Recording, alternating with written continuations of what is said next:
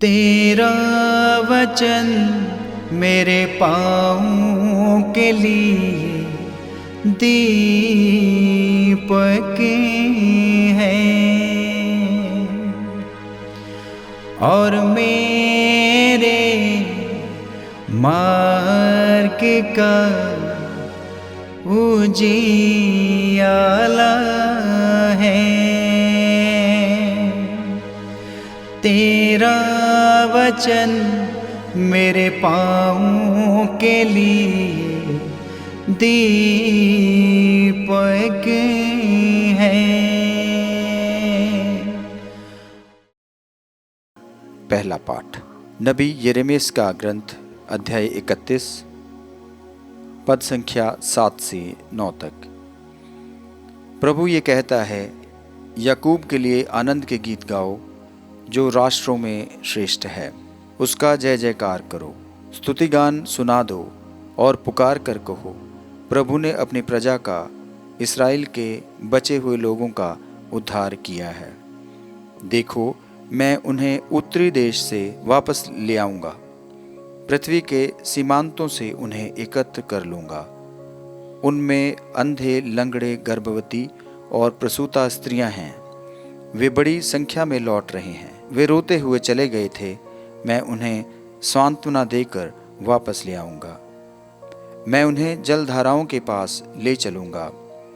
मैं समतल मार्ग से उन्हें ले चलूँगा, जिससे उन्हें ठोकर न लगे, क्योंकि मैं इस्राएल के लिए पिता जैसा हूँ और एफ्राइम मेरा पलौठा है। ये प्रभु की वाणी है। ईश्वर को धन्यवाद। भजन अनुवाक्य। प्रभु ने हमारे लिए अपूर्व कार्य किए हैं, हम अत्यंत आनंदित हो उठे। अनुवाक्य। प्रभु ने हमारे लिए पूर्व कार्य किए हैं, हम अत्यंत आनंदित हो उठे। प्रभु जब सियोन के निवासियों को वापस ले आया तो हमें लगा कि हम स्वप्न देख रहे हैं। हमारे मुख पर हंसी खिल उठी और हम आनंद के गीत गाने लगे। अनुवाक्य। प्रभु ने हमारे लिए पूर्व कार्य किए हैं, हम अत्यंत आनंदित हो उठे। गैर यहूदी आपस में ये कहते थे, प्रभु ने उनके लिए अपूर्व कार्य किए हैं। उसने वास्तव में हमारे लिए अपूर्व कार्य किए हैं और हम अत्यंत आनंदित हो उठे। अनुवाक्य।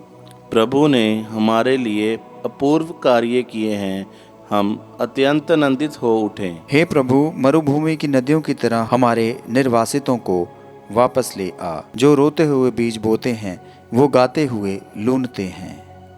अनुवाक्य। प्रभु ने हमारे लिए पूर्व कार्य किए हैं, हम अत्यंत आनंदित हो उठे।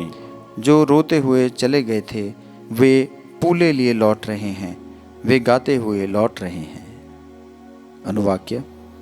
प्रभु ने हमारे लिए अपूर्व कार्य किए हैं, हम अत्यंत आनंदित हो उठे।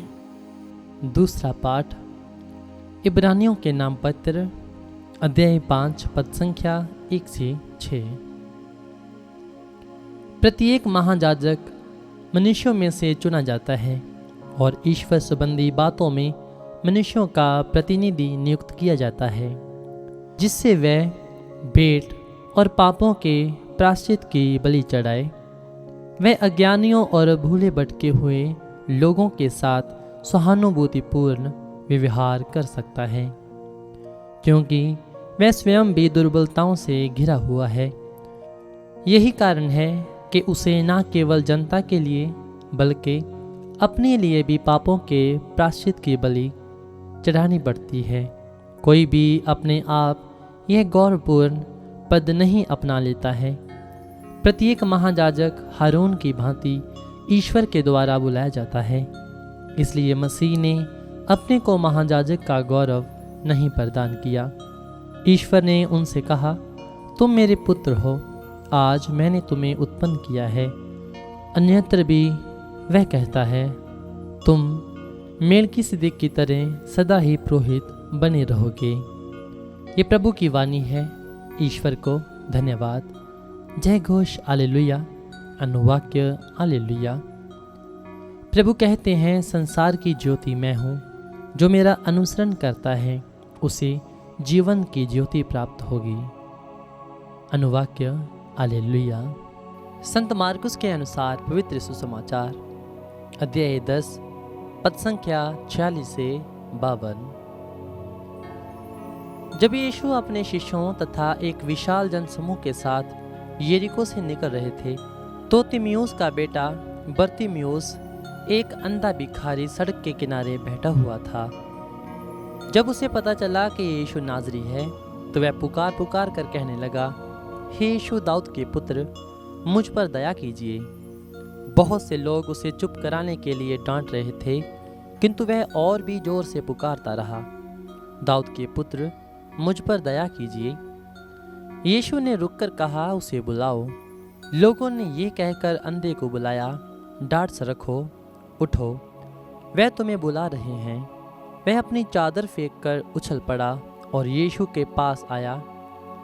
यीशु ने उससे पूछा, क्या चाहते हो, मैं तुम्हारे लिए क्या करूं? अंधे ने उत्तर दिया, गुरुवर, मैं फिर देख सकूं। यीशु ने उससे कहा, जाओ, तुम्हारे विश्वास ने तुम्हारा उद्धार किया है। वह उसी क्षण देखने लगा और मार्ग में यीशु के पीछे हो लिया। ये प्रभु का पवित्र सुसमाचार है। ख्रीस्त की जय।